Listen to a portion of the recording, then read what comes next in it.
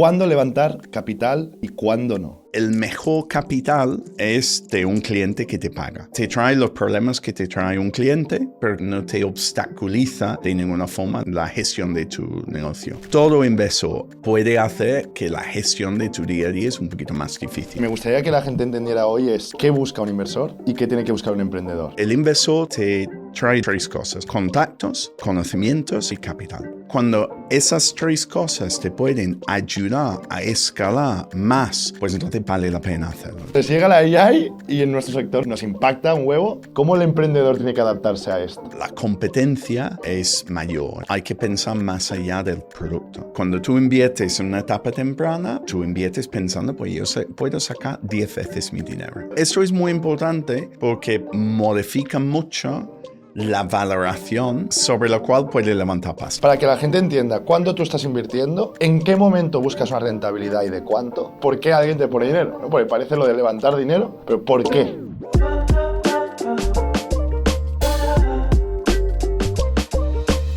Bienvenidos una semana más al podcast de entrevista a Product Leaders. Hoy estamos con Tom Horsey. ¿Qué tal, Tom? Muy bien, muchas gracias por la invitación. Un placer que estés aquí. Para poner a la audiencia en el mismo punto en el que estamos nosotros ahora. Tom, eres un inversor, que ahora nos explicarás qué inviertes, ¿no? y cuál ha sido tu trayectoria. En concreto, Eonic Fund es uno de los fondos que tú eres Managing Partner y Clean Cooling Capital, ¿vale? No sé si creo que lo he dicho bien. Es otro de los fondos que estás como General Partner. Sí. Nosotros nos conocimos en el Mobile World Congress hace 5 años, 6 años. Sí, sí. Cuando yo estaba trabajando en Kafler con Ricard, que estábamos levantando dinero y me acuerdo que nos conocimos ahí en el Mobile. Estuvo muy bien, me recuerdo mucho de esa época y mil gracias por entrar a Kafler. Bueno, muy buen proyecto. Muy buen proyecto. Sí. Entonces, me gustaría empezar preguntándote en 2 minutos cuál es tu trayectoria en bullet points. ¿Dónde empiezas tú, Tom, y hasta dónde estás ahora? ¿Cómo llegas? De forma lo más rápida posible. Vale.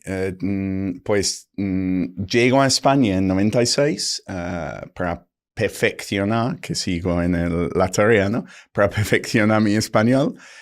Eso ya es otra parte de la historia. Pero llego en 96 para gestionar el departamento de publicidad online en una agencia de publicidad. Tengo un conflicto con mi jefe. Saco mi propia empresa dentro del mundo de marketing digital y publicidad online. Eso sigue durante muchos años. Vale. Y termino, por razones de reestructuración que hicimos interno, de meter un CEO profesional en la empresa, yo termino con más tiempo libre en mi día a día. Vale. Y entonces pues empecé a invertir. Empecé a invertir como Business Angel. Cosas como, luego con el Fondo Europeo de Inversiones y unas primeras inversiones con ellos era Kafler. Y por cuestiones burocráticas, es decir, hay mucha burocracia trabajando con el Fondo Europeo de Inversiones, yo decido que, entonces vale la pena montar un fondo porque ya teníamos el trabajo, digamos, regulatorio de un fondo. Entonces montamos el fondo. Y Clean Cooling Capital, eso es Eonic, que sigue, digamos, la tesis que sigo yo como Business Angel desde 2013. Y luego Clean Cooling Capital es, digamos, un joint venture con los líderes, digamos, de opinión en ese campo a nivel mundial. Brutal. Súper interesante. Para la audiencia de hoy, para nuestra audiencia, gente que trabaja en producto, que mucha gente se está lanzando a emprender ahora. Sí. ¿Cuándo levantar capital y cuándo no? La primera pregunta que yo creo que tenemos que plantearnos los emprendedores, y desde el punto de vista de una persona como tú que ves proyectos cada día y puedes diferenciar entre los que son invertibles y los que no, ¿cuándo crees que como emprendedores tenemos que decir, ahora es el momento de plantear levantar una ronda? ¿O nunca? ¿O qué tipo? Sí, es una pregunta muy buena porque no hay, digamos, unos parámetros generalistas, creo yo, ¿no? Porque estaba pensando, mira, el momento perfecto para levantar inversión, ¿no? Sería cuando realmente puedes escalar con rapidez, ¿no? Es decir, ya conoces, ya tu producto está listo, no quizás perfecto, porque nunca está perfecto, ¿no? Pero ya está listo para lanzar al mercado, sabes a quién lanzarlo y tienes que correr a velocidad máxima para ganar la máxima cuota del mercado en el tiempo que tengas, ¿no? Claro, eso es el momento perfecto. Además para los inversores, porque ya tienes una atracción, ya está todo muy claro, ¿no? Pero cuando llegas a ese punto, ¿sabes? Ya quizás tienes suficientes clientes que no hace falta o tienes que dedicar más tiempo al día a día y no tanto a la inversión, que tarda un tiempo, ¿no? Tarda un tiempo levantar pasta. Entonces, no es un momento perfecto. Tampoco el momento perfecto quizás era 6 meses antes de llegar a ese momento, pero ¿cuándo son 6 meses antes? Porque nunca sabes cuándo vas a llegar a ese momento mágico, ¿no? Pero entonces quizás lo más sencillo es explicar no el momento, pero el por qué, ¿no? Vale. Por qué vale la pena como inversor, como emprendedor levantar inversión. Yo creo que el inversor te trae 3 cosas, ¿no? El inversor bueno te trae 3 cosas: contactos, conocimientos, experiencia y capital. Vale. Cuando esas 3 cosas te pueden ayudar a escalar más y ganar más cuota de mercado y más negocio y generar más valor empresarial que lo que generarías sin esos contactos, conocimientos y capital, pues entonces vale la pena hacerlo, ¿no? Entonces, si no te va a traer más de lo que puedes hacer tú, pues entonces no te vale la pena, ¿vale? Vale. Eso, entonces, cuando tú estás perdona, y añado una cosa más, ¿no? Que el mejor capital es de un cliente que te paga, ¿no? Eso no hay duda. No hay duda. Te trae los problemas que te trae un cliente, que no hay ningún cliente que es sin ningún tipo de trabajo, bueno, quizás alguno, pero pocos, ¿no? Te trae simplemente los problemas que te va a traer un cliente, pero que no te ensucia, digamos, no te obstaculiza de ninguna forma la gestión de tu negocio. Todo inversor en algún momento puede hacer que la gestión de tu día a día es un poquito más difícil, ¿no? Es como ser dictador o presidente de un país democrático. Ahora, ser dictador también tiene sus puntos negativos, ¿no? Entonces, yo creo que como emprendedor, cuando estás, digamos, planificando tu proyecto y montando tu estrategia, es muy importante pensar en qué momento te puede venir bien meter un inversor y teniendo en cuenta lo que acaba de decir, contactos, conocimientos y capital, y qué inversor y qué tipo de inversor necesitas. Porque puede ser que metas un inversor que te pone mucho capital y te genera los que te ponen mucho capital, muchas veces pues te van a pedir más, ¿no? No solo en porcentaje, en derechos de políticos, no sé qué, no sé cuánto. O puede ser que no te pongan tanto conocimiento y contactos. Quizás lo que tú necesitas es conocimientos y contactos, porque eso te trae los clientes que son tu mejor fuente de capital, ¿no? Entonces, no hay una respuesta. No hay una respuesta perfecta. No sé si ya he confundido a todo el mundo más. El episodio de hoy es gracias a Tikelia, la solución 360 para gestionar los gastos de tu empresa. Con Tikelia puedes automatizar todo el proceso, desde el pago hasta que el gasto queda contabilizado en tu ERP. Pagas, haces una foto del ticket y todo listo. La plataforma captura los datos de forma automática y los envía a un flujo de aprobación, sin papel ni ninguna tarea manual.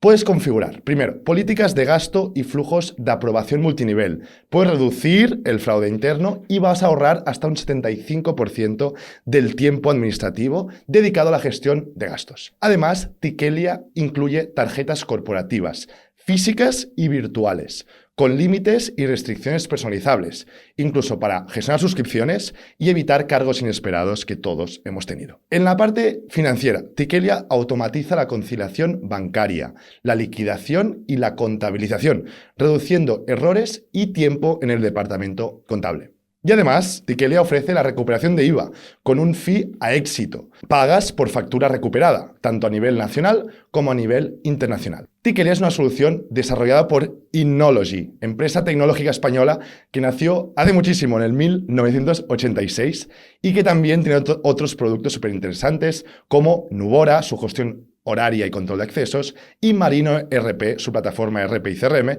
para la gestión integral de tu negocio. Clica en el link de la descripción para obtener más información sobre Tikelia y todos los productos de Innology.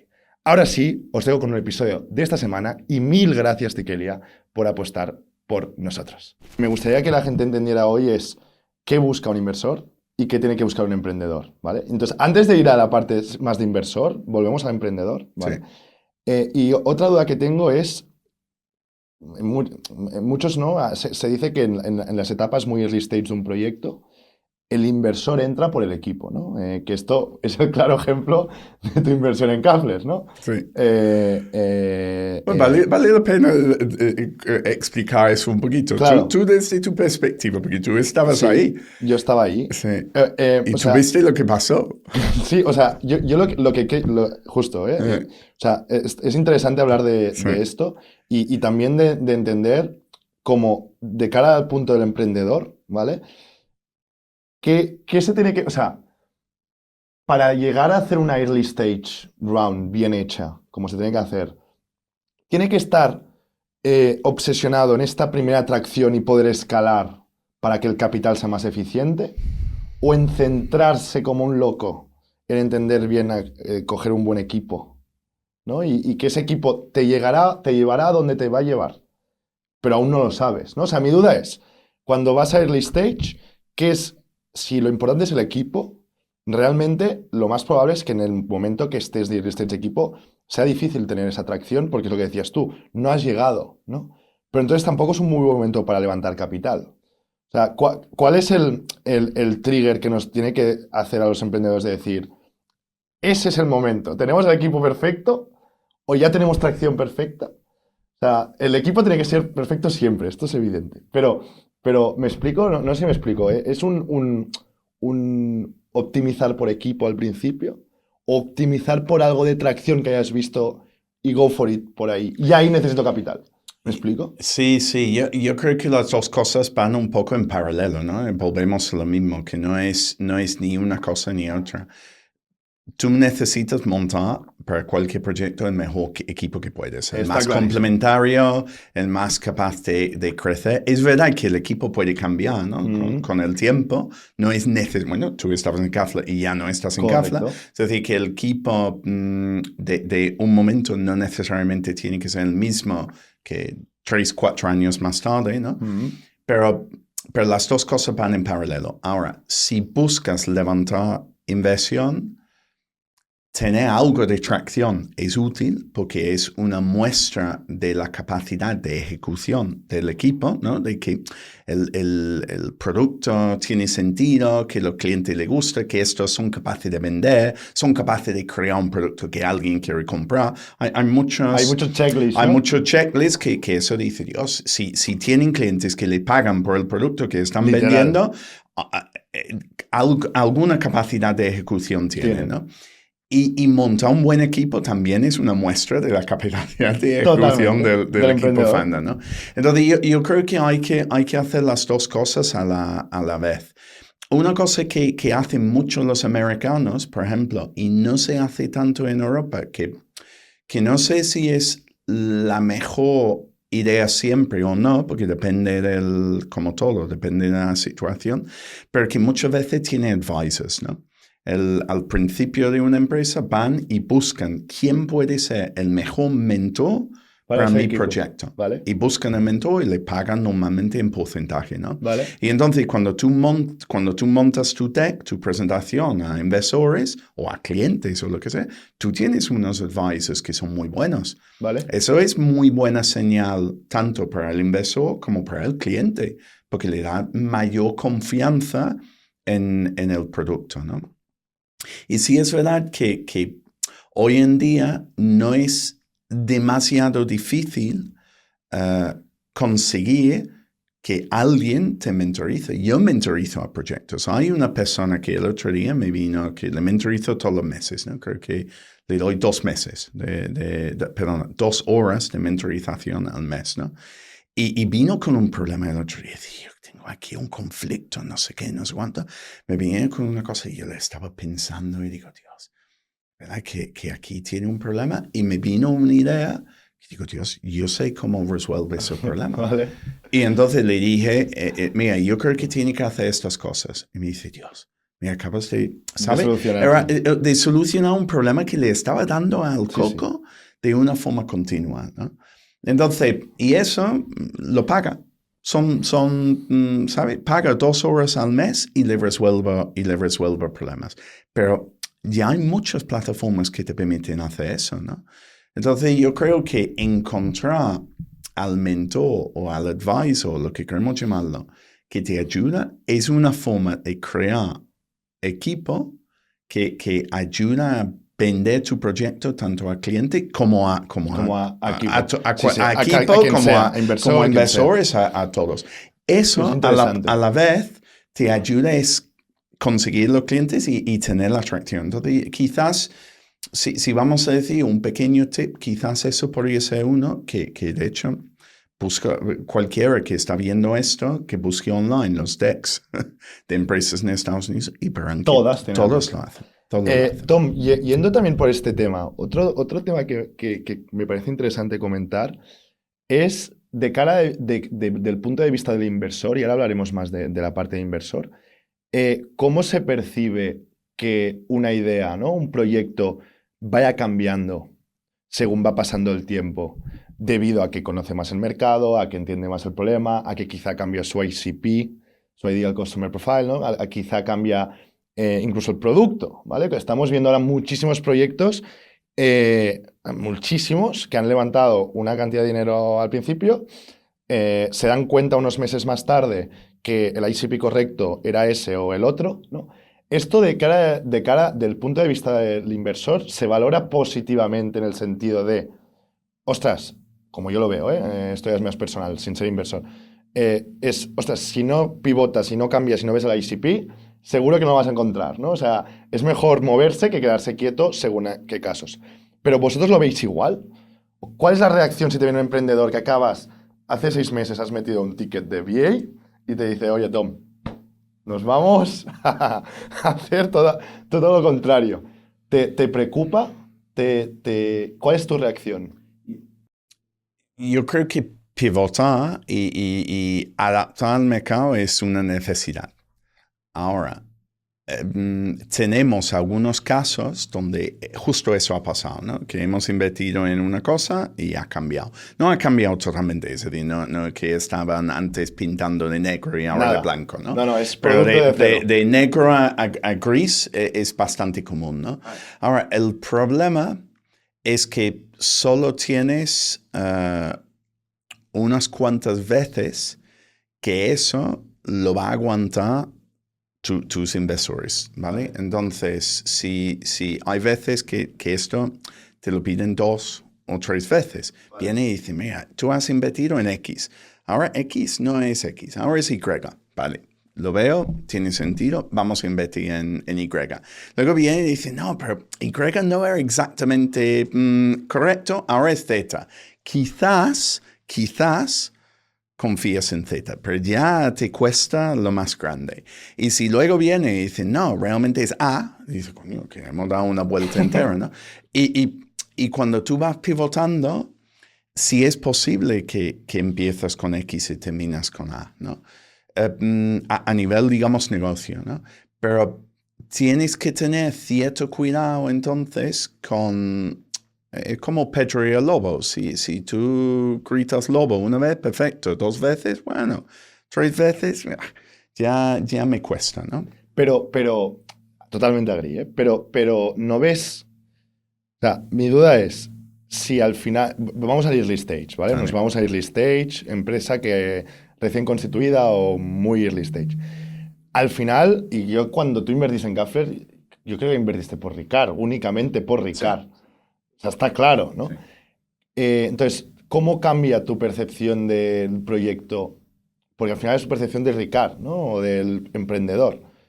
Que cambie o no, es algo que, o sea, es algo que te genera más dudas sobre el emprendedor, si hace un cambio o no. No, Esa es mi duda. No, si el cambio ¿Me es, explico? si el cambio es lógico, Pero tú inviertes con una persona, no inviertes en un sí. proyecto, ¿no? Invierte, sí, se invierte en personas. Al final todo O sea, esto va es de todo en personas. personas. Todo va de personas. Pero que si la persona está haciendo cosas que tienen lógica Ya. y tal, pues entonces no hay ningún problema. Cuando te estaba diciendo que hay que tener cierto cuidado, es en la cantidad de veces que vuelves a pedir pasta para hacer Vale. un cambio. ¿Vale? Vale. Si tú haces un montón de cambios a diario y vas encontrando tu camino Eso es lo que y hay que no hacer. tienes que pedir pasta, porque ya lo has pedido al principio, pues entonces no hay problemas.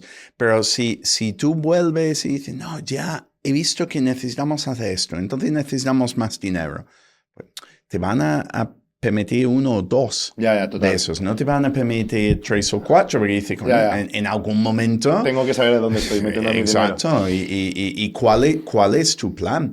Mira, yo como... Es un buen punto. Yo como emprendedor, yo estaba metido en esto, en el mundo de marketing digital, publicidad online y tal, ¿no? Entonces, nosotros estamos haciendo pruebas todos los días. Y hay algunas veces que yo soy muy cabezota, ¿no? Entonces, había proyectos que yo probaba, hasta que daba con la solución perfecta y ya tiraban, ¿no? Pero había veces que haces eso y no lo ves. y nunca no lo consigues. Y entonces hay que probar cosas, pero que tiene que tener, ¿sabes? Yo qué sé, cierto cuidado con cómo lo haces también, ¿no? Sí. Es decir, que puedes, yo qué sé, casi todas las pruebas que yo hacía como emprendedor, yo tenía, qué sé, cuando terminamos siendo como 150 personas, ¿no? En distintas empresas, pero vamos a decir 30, 40 personas. Quien realmente hacía la mayoría de las pruebas era yo. Yeah. Yo probaba cosas, lanzaba cosas, por lo menos al principio, ¿no? Lanzaba yo cosas y veía si había tirón. En el momento que encontraba que algo funcionaba, lo pasaba al equipo. Y ya seguía yo haciendo pruebas. Interesante. Yo creo que eso es la forma de hacerlo, que es bueno, bonito y barato. No es barato quizás en tiempo, pero sí, pero sí en dinero, en recursos. Sí. Tom, vamos a hablar más de la actualidad, ¿vale? Porque hasta ahora lo que hemos hablado podría ser el momento pre-AI, ¿no? Hace 5 años. Y no hubiera cambiado nada. La revolución industrial. La revolución industrial. Entonces llega la AI y en nuestro sector nos impacta un huevo, principalmente porque todas las startups tech, ¿no? Ahora tienen que tener, no digo que tengan que tener, pero lo que estamos viendo es que el 100% de las startups que pues, levantan inversión, aparentemente traccionan, bla, bla, bla, son AI native, ¿no? Entonces, ¿qué ha cambiado ahora? ¿O qué ha cambiado algo para ti? ¿Cómo el emprendedor tiene que adaptarse a esto? ¿Qué tiene que pensar ahora? ¿Qué tiene que reforzarse? O sea, ya cuando nos conocimos a hacer un producto, un MVP, eran meses y unos recursos brutales, ¿no? En Caffer empezamos con 4 personas montando un producto ahí. Ahora quizá no. O sea, está cambiando. ¿Qué estás viendo tú ahí de cambio? Vale, primero yo no diría 100%, que nosotros de hecho si hablamos más adelante de los proyectos donde invertimos, no todos son no son AI, ¿no? No son 100% digitales, por lo cual AI es transversal, ¿no? Al final está en todo, pero no son 100% proyectos de AI native, exacto. ¿Vale? Pero dentro del mundo de soluciones digitales, sí que es verdad que casi todos son AI native, ¿yo? O por lo menos son AI first, ¿no? Sí. Vamos a decirlo así. ¿Qué está cambiando? Pues yo creo que a raíz de esto, de que sea más barato y más rápido lanzar un MVP. Lanzar un producto bueno es otra cosa. Es otra cosa. Y de hecho, yo quiero hacer un post en LinkedIn porque he tenido unas experiencias personales ahora mismo utilizando herramientas de AI que digo, hasta me han sorprendido. Lo sabía, pero me han sorprendido cuando me ha pasado, ¿no? ¿Vale? La falta de sentido común. Es increíble. Sí. Claro, no es sentido común, es No hay, sentido no hay. lógica, pero, Sí, sí. pero No hay sentido común. pero cuando tú intentas tratar la inteligencia artificial como un Como humano, una te das cuenta del choque que tiene, ¿no? Total. Entonces hay que cambiar la forma, digamos, de trabajar. Sí. Pero sí es verdad que lanzar un MVP es muy rápido y muy barato. Entonces, la competencia es mayor. Entonces, hay que pensar, y yo creo que dentro de la estrategia de cualquier empresa, hay que pensar más allá del producto. ¿Vale? Que quizás siempre era así, pero no quizás con tanta necesidad, ¿no? Y ahora hay que pensar, mira, cuáles son, digamos, los fosos defensivos que podemos crear que no son meramente de producto, que el producto es la base, ¿no? Pero, yo qué sé, cuando una empresa compra a otra, a veces compra por los contratos, a veces compra por el equipo, a veces compra por las patentes. por las patentes, a veces compra por el producto, a veces compra por la cadena de distribución, a veces por el EBITDA. Es decir, que el producto no es, digamos, una de las razones principales. Puede ser, ¿no? Que si yo cojo este producto, lo puedo escalar, lo puedo industrializar, ¿no? Si lo compro de una forma estratégica, pero no todas las compras son estratégicas, por lo cual hay muchas razones por comprar una empresa. Pues yo creo que hay que, quizás con más importante, pensar qué son las otras cosas que yo puedo hacer que hacen que tengo un foso defensivo en esto, ¿no? Regulación, por ejemplo, es un foso defensivo. Estamos en un mundo donde, pues, y sobre todo en Europa, donde hay mucha regulación. Pues si yo hago algo que se tiene que viene dentro de un sector regulado, ya hay una barrera de entrada para el competidor, ¿no? Si yo hago algo que una vez lo meto en un cliente, tiene un nivel de stickiness, que significa que estoy conectado con todos sus sistemas, es muy difícil que alguien coja lo mío. Si yo qué sé, datos, si yo genero una cantidad de conocimiento sobre un vertical muy concreto, pues se hace más difícil que alguien venga. Que lo genero yo como empresa, que esto es muy buen punto. Que ahora muchas empresas AI, o sea, hay muchas que no generan dato, ¿no? Que intentan conectarse o intentan tratar un dato ya existente, pero para mí, y estoy hiper de acuerdo, que la clave ahora está en generar tú el dato que tiene mucha calidad, o sea, que es muy necesario ese dato. Sí. Ahí hay una barrera, y perdón por interrumpir. No, pero es así, eso es una forma de crear una barrera de entrada a un tercero, o los contratos. Yo qué sé, yo en el mundo de publicidad online, que al final es un campo de batalla continuo, porque todos ofrecíamos, digamos, lo mismo. Yo te cojo un espacio publicitario y lo monetizo. Entonces, los contratos con cláusulas de exclusividad eran súper importantes. Eran la clave del negocio. Claro, porque te permitía, digamos, con tranquilidad vender ese espacio sin pensar que nadie te iba a puentear o ibas a perder el contrato antes de haber cerrado el contrato de publicidad y tal, ¿no? Pero hay muchas formas de crear esos fosos defensivos, pero creo que es muy importante pensar en eso más allá del producto en sí. Es decir, si tú haces un producto que es muy pegajoso, porque está conectado con muchos sistemas, eso claramente es un producto. Pero pensar a nivel estratégico que lo tengo que hacer muy pegajoso, ya no es el producto en sí, es la estrategia del producto, ¿no? Total. Entonces yo creo que eso, o los datos, pues lo mismo, cómo aprovecho y cómo utilizo los datos dentro de mi producto, es parte del producto. Sí, sí. Pero es la estrategia del producto, es decir, que tengo que tener acceso a estos datos y tengo que utilizar y generar estos datos porque a la larga, no con el primer cliente, pero después de tratar, yo sé, 50 clientes dentro de un nicho muy concreto, Y ahí está termino claro. yo Sí, sí. con una ventaja competitiva. Sí, sí. Que es duradera, ¿no? Que uno de Pakistán no me lo puede quitar fácilmente. Total.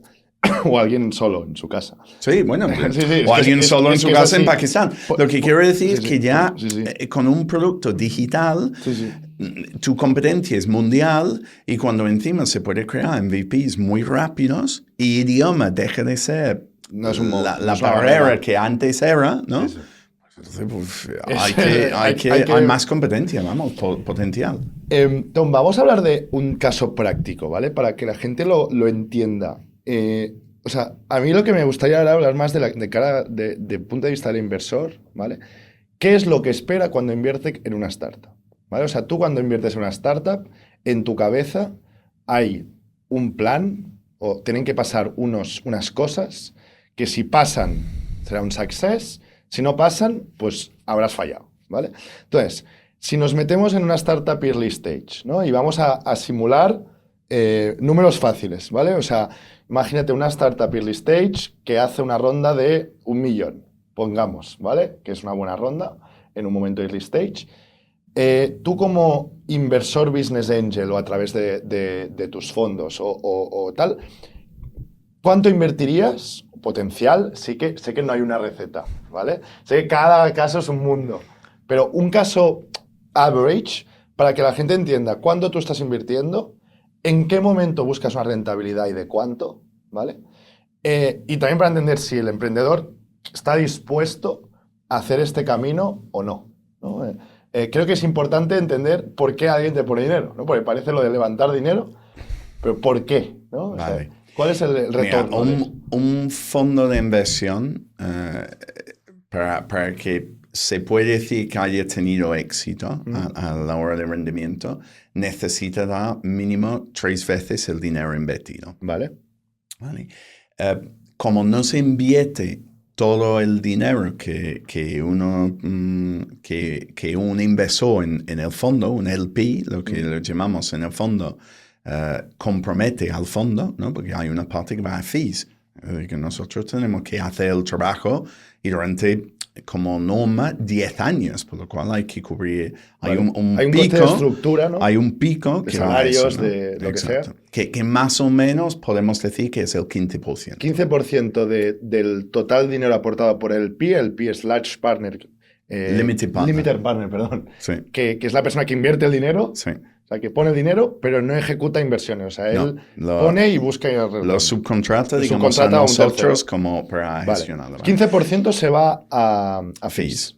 Como más o menos, sí, sí. más o Es menos para y como hacer no, a average. veces es más, a veces es menos, pero más o menos. ¿Vale? Entonces eso quiere decir que realmente inviertes el 85%. ¿Vale? Del 85% tiene que sacar más o menos 300%. ¿Vale? ¿Vale? Entonces son realmente a la hora de invertir como un 4X, ¿no? Correcto. Más o menos. Entonces, como muchos proyectos, si inviertes en una etapa temprana, van a morir, ¿no? Vamos a decir, 50% de las empresas mueren, ¿no? ¿En cuánto tiempo? Nosotros ¿En lo que invertimos dura el en fondo? sí, el fondo son 10 años, ¿no? Y el estándar de mercado son 5 años invirtiendo y 5 años desinvirtiendo, ¿no? Vale. Ya está empezando a recortar eso, pero bueno, vamos a decir 5 años invirtiendo, Vale. 5 años desinvirtiendo. Por lo cual, el promedio de tiempo invertido en cualquier proyecto son unos 7 años, ¿no? Más o menos, sí. Invierto en promedio en el año 2 años y medio y tengo que vender antes del año 10. Pues Porque del 0 al 2,5 estás aún levantando. O sea, no, sí, estás invirtiendo, pero quiero decir que si nosotros tenemos 5 años para invertir Sí. y invertimos de forma gradual durante Vale. esos 5 años, Vale. la empresa promedio se invierte en el año 2,5. Vale. No suele Sí, sí. ser exactamente así, sueles invertir un poquito más rápido al principio, y principio, luego hacer luego un más poquito lento. más de follow-up, ¿no? Pero bueno, vamos a decir que como más o menos de 5 a 7 años como inversor. Importante para los emprendedores entender también en qué etapa del fondo están. Sí, sí. Del 0 al 10, ¿en qué año está ese fondo? Creo que es una pregunta que se hace poco. Pero Se es importante. hace muy poco. Sí es verdad que solemos como gestores de fondos, solemos estar levantando fondos de una forma Continuamente. continua. Por lo cual, si no es fondo 1, es fondo Vale. 2. Nosotros, por ejemplo, ahora mismo estamos invirtiendo, seguimos haciendo follow-on en el fondo 1 y estamos Levantando con fondo fondo 1 dos. levantando fondo 2 para hacer primeros tickets en nuevas empresas. Vale. Pero sí, tienes razón que es una buena pregunta para hacer. Vale. Pero entonces, si el promedio de tiempo de vida como inversor es de 5 a 7 años, vamos a decir 6 en promedio, y la mitad se mueren, ¿no? Necesitamos sacar 4x en promedio entre todas las empresas. Pues en los que no mueren, necesitamos sacar 8x en 6 años. ¿Vale? En las que no mueren, o sea, en el 50% restante, necesitáis sacar un 8x En promedio. en promedio de las 50% que hay. Exacto. Esto quiere decir que quizá hay una que te hace un por 20, O por o 100. quizá o por 100, ¿vale? Eso es lo que se busca, ¿no? O sea, Sí. claro. O sea, vale, entonces, vale, pero, perdón. pero la perdón. razón que se busca eso es por lo que te estoy diciendo. Sí, porque- Si necesitamos dar un por 8 en promedio, necesitamos tener algunos que dan 100%, ¿no? Porque hay algunos que te van a devolver el 1,5. Aparte de los que mueren, ¿no? Hay algunos que son medio zombies, Sí, que está te dan claro. un poquito, ¿sabes? Entonces, lo que se suele buscar, diría yo, es un por 10. Un Es por decir, 10. cuando tú inviertes en una etapa temprana, tú inviertes pensando, pues yo puedo sacar 10 veces mi dinero. Vale. Esto es muy importante porque modifica mucho la valoración Aquí entraremos. Me gustaría entrar aquí. que tú puedes, sobre lo cual puedes levantar pasta. Entonces, tú has hablado de una empresa que levanta 1 millón. Sí, vamos a hacer este caso. Si ¿Cuánto el- valora? ¿5? Más o menos, porque no va a querer tener mucho más que un 20% de De dilución. dilución, y si la valoración es 5 y levanta 1 millón, es un 16,66% de dilución, ¿no? Porque la dilución es sobre el post-money. ¿Vale? El ¿Puedes dinero- explicar este concepto Sí, muy rápido? eso Que es no todo el importante mundo lo porque sabe. no se suele entender tampoco. Cuando tú inviertes dinero en una empresa, la empresa tiene un valor X, pero cuando tú pones dinero en la empresa, tiene valor X más el dinero que estás poniendo De la ronda. de la ronda. Entonces, tu porcentaje final es sobre el X más tu inversión. ¿Qué es ¿no? eso, el post-money? Entonces, en este caso, el pre-money, o sea, de antes de meter dinero, estamos diciendo que la empresa tiene una valoración de 5. Pero como vamos a meter 1 millón, Tendrá 6. post-money tiene 6. Por lo cual, el porcentaje de dilución es 1 millón sobre 6, Correcto. que es 16,66. Correcto. ¿no? Entonces, en y quizás en este caso, podría levantar a 4 millones y levantar 1 millón y sería un 20% Correcto. de dilución, ¿no? 1 millón sobre 5. Correcto. Pero ¿Cuánto espera?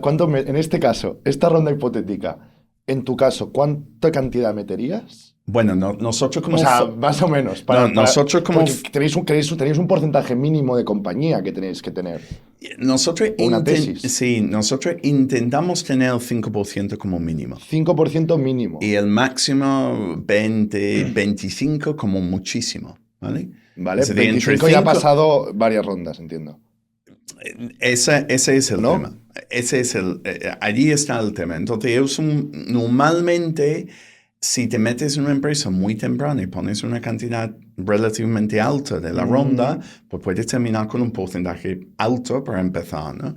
Y luego hay veces que tenemos algunas empresas donde no podemos hacer todo el follow-on, que quizás nos gustaría, porque nos empujaría por encima del 25%. Vale. Y luego tenemos otras empresas donde quizás hacemos un ticket inicial que nos da un 3%, pero pensamos que pues si la empresa va bien con futuras inversiones y eso si llamamos inversiones de follow-on, pues podemos llegar A un al 6, 5, ¿no? o un 5. A un 6 o 7 o tal. Pero el 5 es como el mínimo, Es el mínimo. que O sea, buscamos. en ¿no? este caso, si hablamos de esta ronda, 1 millón de cantidad en total, a post-money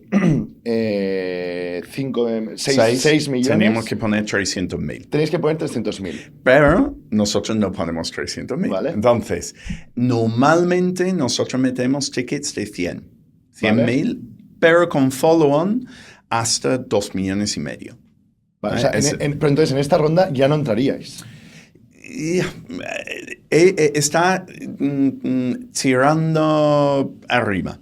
Vale, o sea, sería caro para vosotros. Sería caro para nosotros porque sería 100 sobre 6 millones, que te da un 1,66 y entonces estamos Es muy bajo. un poco bajo. Sí, es verdad que de vez en cuando podemos poner tickets un poquito más grandes, por lo cual no lo descartaría, pero sí que está tirando arriba. Pero yo quería comentar lo de la Sí. valoración por otra razón. Vale. Si el inversor necesita 10x, Ujú. y tú levantas una valoración de Es 6 importante. millones, Sí. tú estás diciendo que sin más dilución, es decir, sin levantar más Más rondas, tú puedes vender por una valoración de 60. En 6 años. En 6 años. Más o menos. ¿vale? 6 años. Entonces, cuando tú coges tu plan de negocios, suponiendo, ¿no? Como la mayoría de las empresas dependen sobre un múltiplo de EBITDA, la mayoría en el mercado, ¿no? Suele ser, pongamos Hay un- otros tipos de venta, pero la Ponémosle mayoría, un múltiplo de 10, ponle. más o menos, por ahí. ¿no? También de 5 a Sí. 10, quizás de vez en cuando Es se tecnológica puede y tirar a va, y ya 20, podías o tirar. está creciendo muy rápido, quizás hasta 30, ¿no? Pero vamos a decir 10, porque es sano, ¿no? Pensar así. Pues entonces estás diciendo 6 millones de vida. dentro de 6 años. En Eso 6 es, años. eso es lo que estás Es diciendo. importante, o sea, el número ¿vale? O sea, día 0, estás levantando una ronda de 1 millón, a todo lo que hemos dicho. De aquí 5 o 6 años, tienes que estar haciendo 6 millones de EBITDA. Sí. Que no es de revenue, Que nuestro EBITDA. es beneficio. beneficio. Eso. Que quizá de revenue dependiendo de tus márgenes. Quizá tienes que estar haciendo 30 millones de ARR, Bueno, 40 o menos, dependiendo o del negocio. menos que tengas. dependiendo del negocio, pero sí que es importante pensar que intentando levantar esa valoración, que estoy suponiendo que puedo tener una empresa que vale 60 millones dentro de 6 años. Ahora, como la mayoría de las empresas para llegar a ese nivel en 6 años necesitan más rondas, entonces eso es dilución. Por lo cual, pues, quizás necesita ser hasta más, ¿no? Pero vamos a decir eso porque yo creo que cuando lo ves así, lo pones en perspectiva.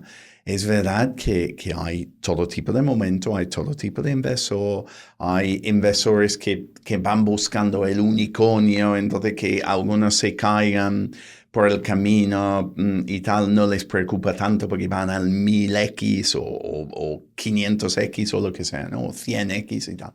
Pero sí es verdad que en general tú estás haciendo una apuesta de que la empresa puede llegar a tener ese tamaño.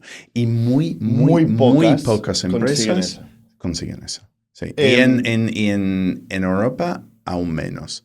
En Estados Unidos es verdad que como 2/3 de todas las ventas de empresas se venden a empresas establecidas, ¿vale? Entonces startups se venden a empresas más grandes, el Google, el Meta, el IBM, lo que sea, ¿no?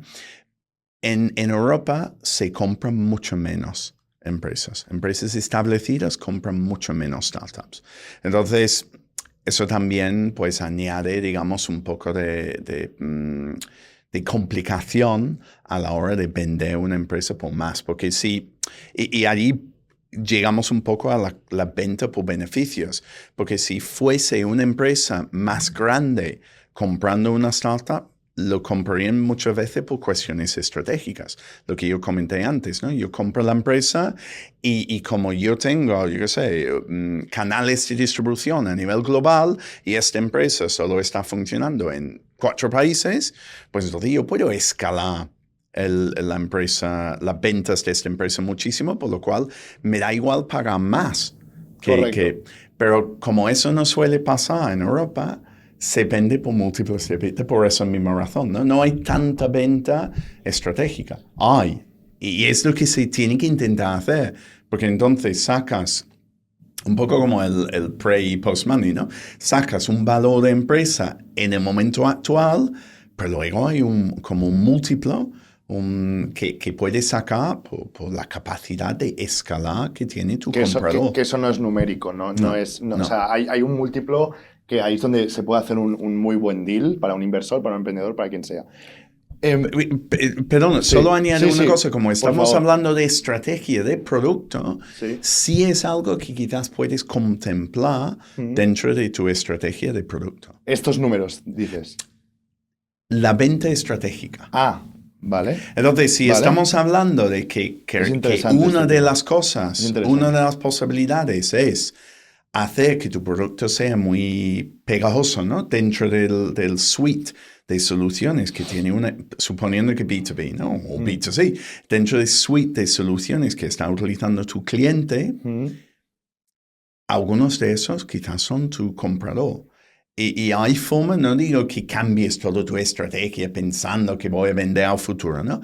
Pero si tú haces una solución que encaja a la perfección con Salesforce, pues quizás te interesa hablar con Salesforce 2 o 3 años antes de vender para que ellos sepan que existes.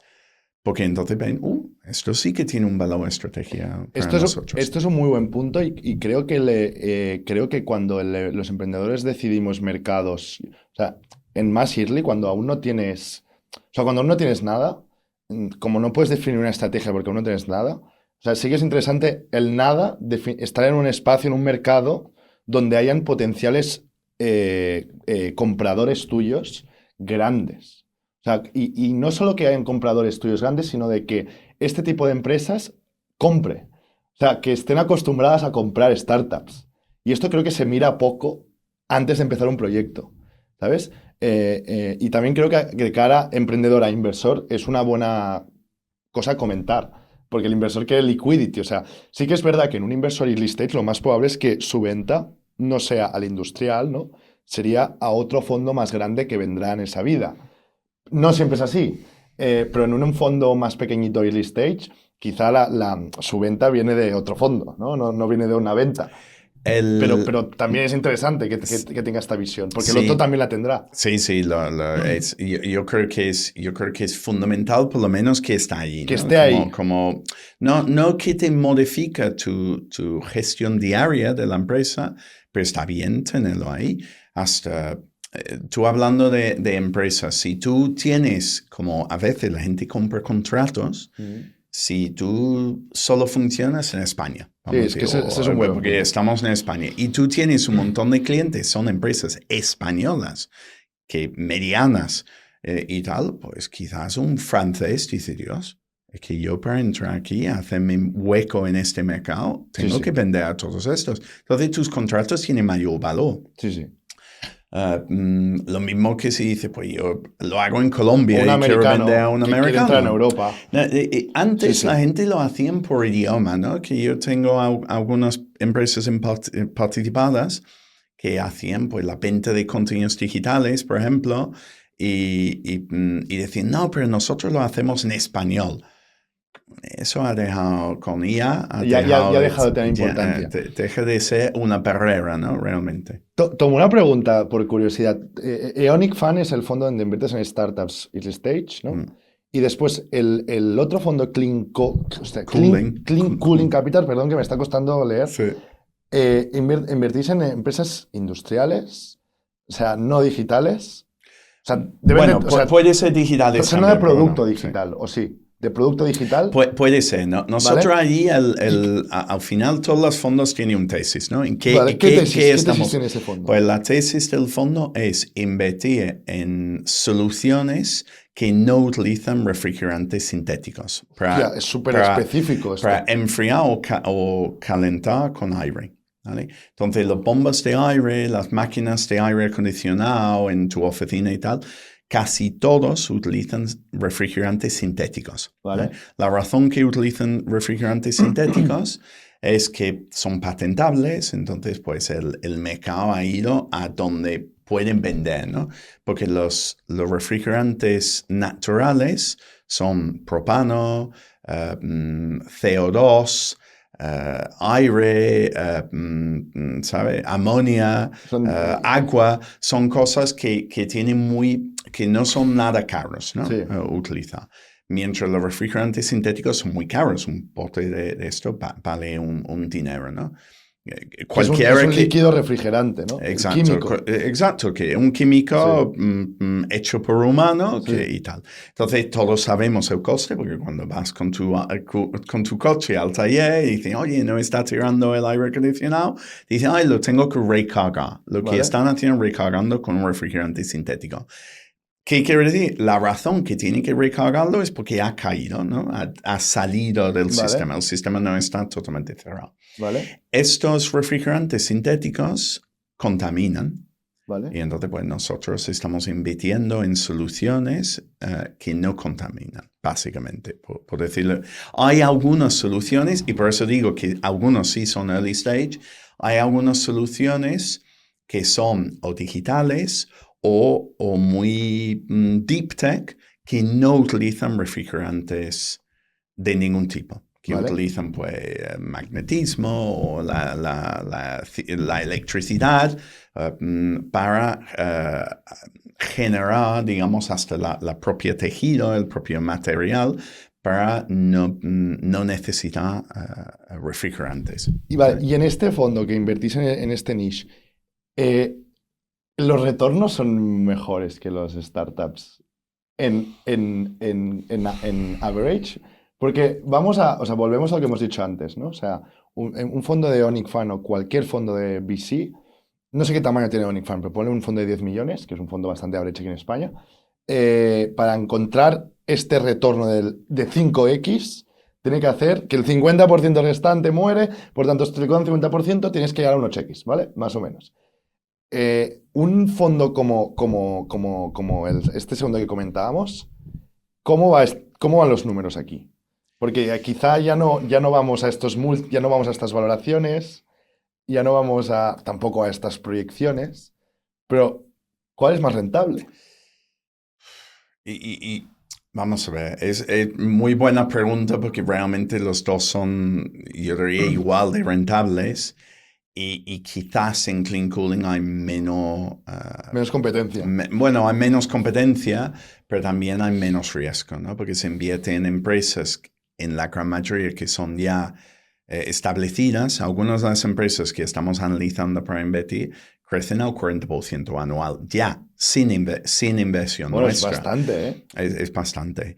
Y viene un viento en pompa regulatorio, etcétera, etcétera, que debería aumentar esa velocidad de crecimiento, ¿no? Y de allí viene la tesis de inversión, que nosotros invertimos en proyectos, pero en vez de a 40% anual, van al 60% anual. Pues eso compuesto, pues en 6 años te da mucho, ¿no? O 70%, 80%, 100%, ¿no? Y entonces más o menos la misma rentabilidad, pero menos riesgo. Vale. Quizás. Ahora, también en este caso tiene un propósito que es muy importante y mejora mucho el mundo. La contaminación, por ejemplo, que tienen los refrigerantes sintéticos actuales son en cuanto al efecto invernadero, y hay en promedio, podríamos decir que más o menos son 2000 veces más potente el efecto invernadero de los refrigerantes sintéticos que el CO2, por lo cual si el metano, que todos estamos asustados con el metano, es 8 veces más, aquí estamos hablando de 2000 veces más. Hay algunos que 14.000 veces más, ¿no? Es una locura. Es una locura. Eso de 14.000 se utiliza muy poco, pero bueno, que existe, ¿no? Y luego los nuevos que no tienen, eso es, digamos, la segunda generación de refrigerantes sintéticos que ha habido en el mundo. Vale. Y la última generación cuando interactúan con el medio ambiente generan lo que se llama PFAS, que son químicos intermitentes, infinitos, permanentes, no sé cómo se dice en español realmente, pero bueno, PFAS, si alguien quiere buscarlo. Y estos, cuando no son la razón que son permanentes, es que la naturaleza por sí misma no puede destruirlos, por lo cual cada vez que llegan al medio ambiente van sumando, aumentando su proporción en todo, ¿no? En la hierba, en la carne, en el pescado, en el agua y tal, por lo cual también en nuestros cuerpos. Cuando llegan a cierto nivel en nuestros cuerpos, aumentan mucho las probabilidades de cáncer. Por lo cual es como los metales pesados, ¿no? Sí, o sea, que no salen de la cadena. Hay un propósito más allá del dinero, ¿no? Que también es, y hay muchos fondos también de impacto, también en el mundo Venture Capital, y que es muy top. O sea, mi duda también aquí es si crees que a futuro Venture Capitals, donde ahora estamos viendo valoraciones AI subidas en etapas early stage muy early, ¿no? Y que quizá un fondo de 10, 20 minutos no puede entrar.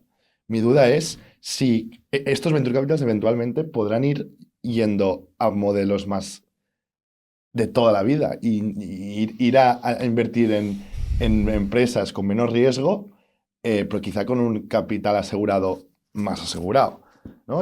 O con menos riesgo. Asegurarse menos riesgo debido a que si estás subiendo todo tanto a nivel valoración, los proyectos que te vas a quedar serán proyectos menos interesantes, que son los que tienen valoración más baja.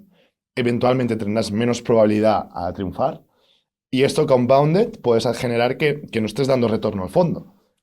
Porque las dinámicas de un fondo de 10 millones y de uno de 100 a nivel porcentual es lo mismo, ¿no? O sea, necesitas estos por algo X. Sí, es buen punto porque yo creo que está cambiando un poco el modelo, ¿no? En general. Por ejemplo, lo que hemos hablado antes de los tiempos, ¿no? Que invertimos 5 años, desinvertimos en 5 años, el promedio son 6. Pues hace 6 años ChatGPT no era... Exacto. ¿Sabes? No era de uso... Bueno, ChatGPT no era de uso de nadie, ¿no? OpenAI sí, ¿no? Pero, entonces, Lovable no existía, ¿no? Es decir, Claude no existía. Es decir, que hay... Es verdad que quizás el ciclo va más rápido, ¿no? Vale. Hay ejemplos hasta en España, esto de Magic, ¿no? Que en 6 meses fue desde el lanzamiento al público, porque antes se estaba cociendo, ¿no? en privado, pero desde el lanzamiento del producto al público a venta, pues ahora más o menos 6 meses.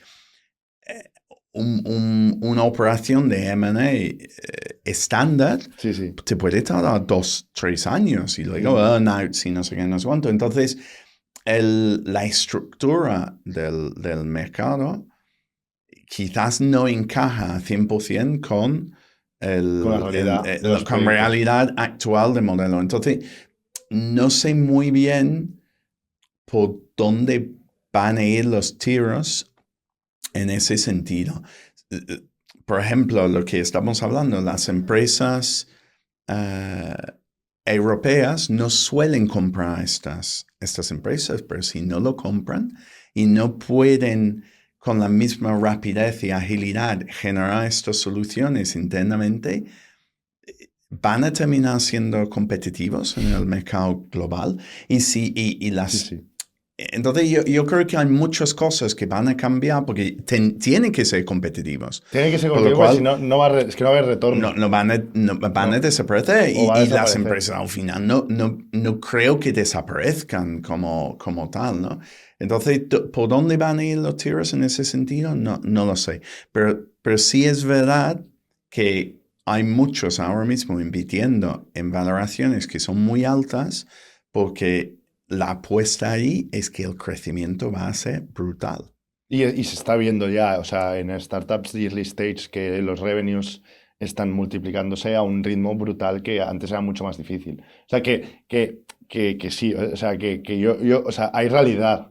Dentro de todas estas inversiones de AI que están pasando, hay casos de éxito Hay casos reales. Sí, sí, hay casos de éxito, pero sí es verdad que una reflexión que hago yo con mucha frecuencia es decir, a ver, también es verdad que en el mercado europeo las políticas públicas también afectan mucho.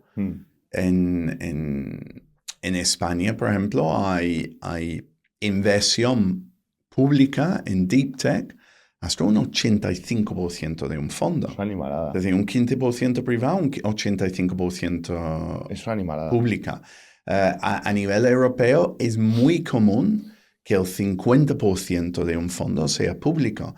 Entonces, Sí. lo público quiere decir de fondos públicos. del Fondo Europeo de Inversiones, del ICO, en Hay España, varios. de CEDETI, de Del SET, de COFIDES. Hay unos del IVF, del ICF aquí en Barcelona. Es decir, que hay del Junta de Andalucía, es decir, que el principal de Asturias, yo qué sé.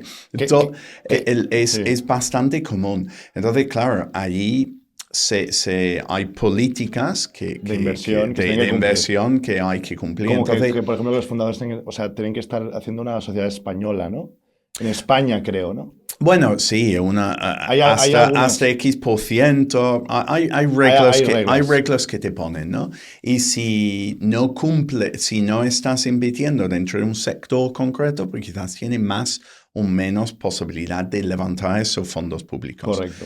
Pero, yo qué sé, defensa, ciberseguridad, espacio, son ciertos sectores donde, por ejemplo, hay mucha inversión pública. Entonces, eso empuja, tú dices, ¿dónde va el mercado? Pues ahora mismo una proporción de mercado va hacia donde lo público dice. Hacia donde el público Esto es importante también que tenemos que tener en cuenta el dinero que nos entran como emprendedores a las empresas, de dónde proviene. Y hay muchos fondos que tienen el 50% de su capital público, ¿eh? Sí. O sea, que muchos. Muchísimos. O sea, es lo más normal, ¿no? Sí. Es bastante normal. Probablemente es lo más habitual. Es lo más habitual. Vale, Tom, ya para ir acabando, que llevamos más de una hora, a mí me gustaría hacerte la última pregunta que hacemos siempre, que es la parte donde le pregunto al invitado, ¿qué le recomendarías, en este caso, a un emprendedor, ¿no? Que esté empezando ahora algo de IA? ¿Qué le dirías? ¿Cuál sería tu consejo si va a empezar hoy su proyecto? ¿Qué le propones?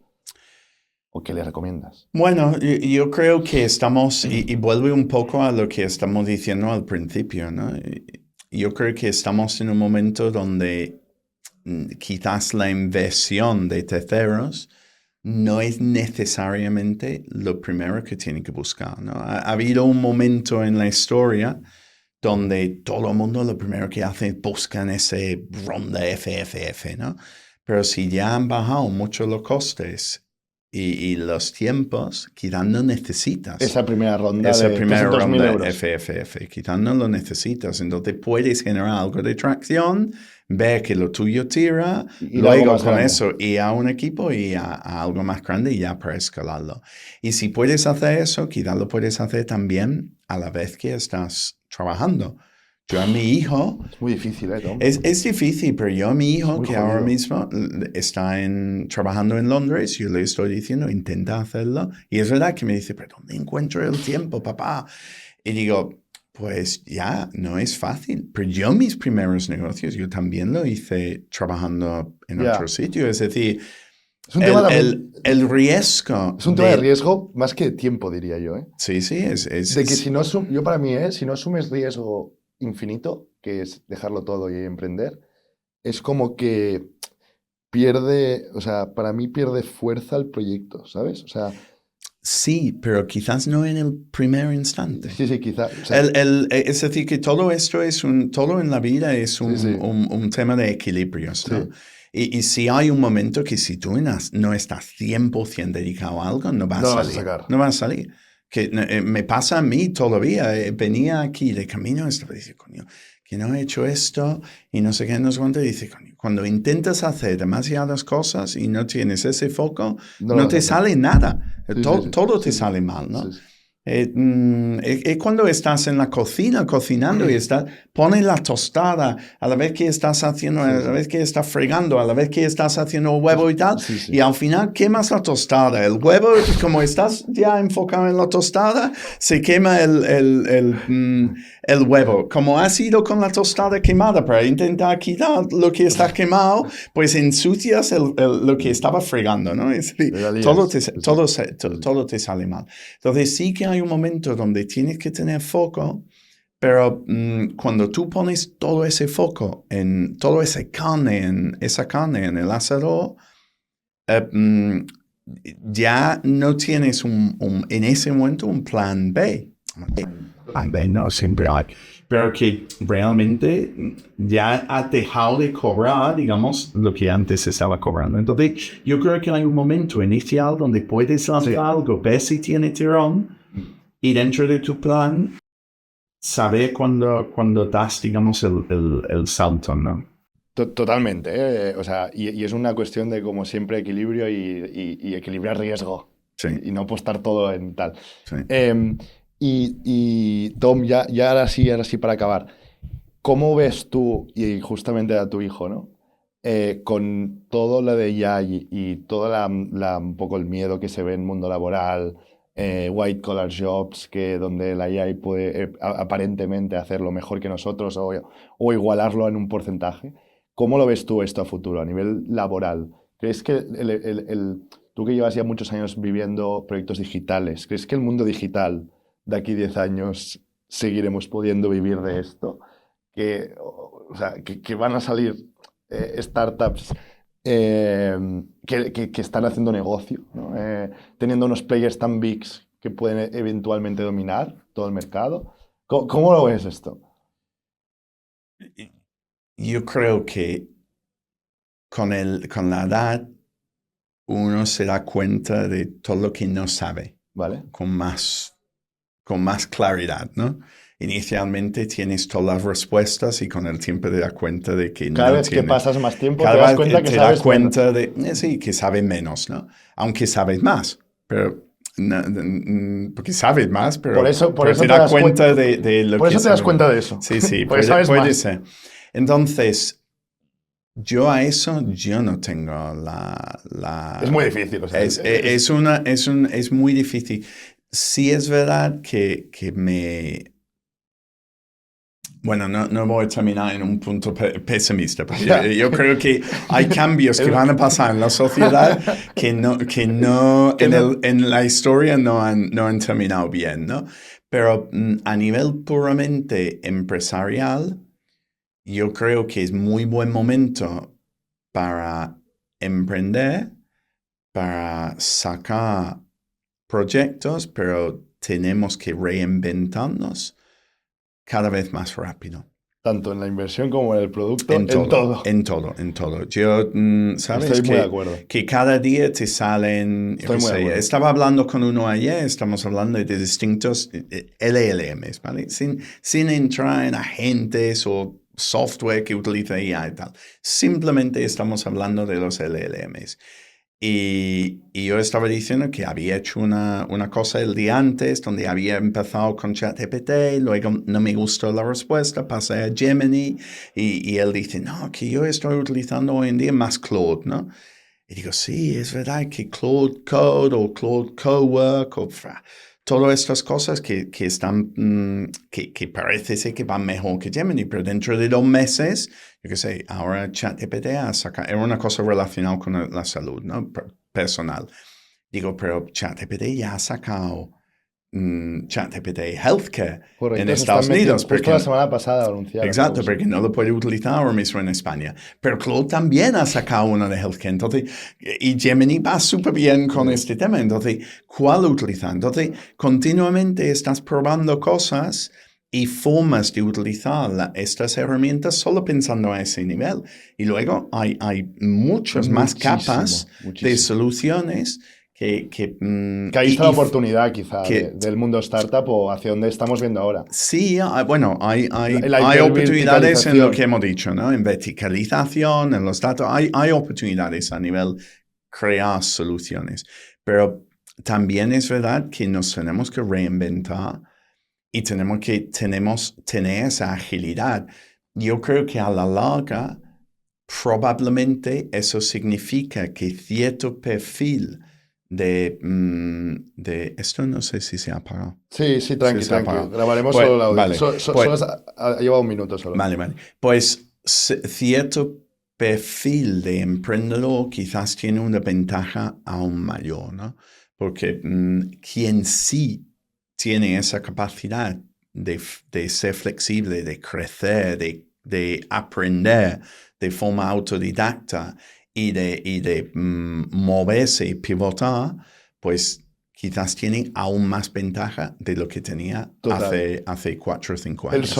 El survival, ¿eh? El survival. Superviviente de la selva que se espabila para encontrar oro. Exacto. Ahora, mucho más que nunca, tiene mucho sentido. Que seguramente era lo mismo que antes. En la revolución industrial. Sí.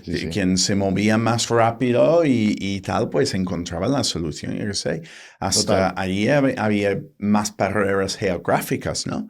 Pero el primero en recibir el periódico del siguiente pueblo tenía una ventaja sobre quien no recibía el periódico, ¿no? Es decir, que no ha cambiado en ese sentido, pero quizás lo ha hecho aún más valioso, ¿no? Para el emprendedor.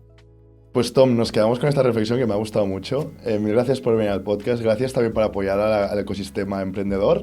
Bueno, y directamente, o sea, esto es más real, como que la primera startup donde yo he trabajado, tú has apoyado a esa empresa y a muchísimas otras más. Y gracias por ello. Y nos vemos en el siguiente episodio. Gracias, Perfecto. Tom. Venga, a ti. Muchas gracias.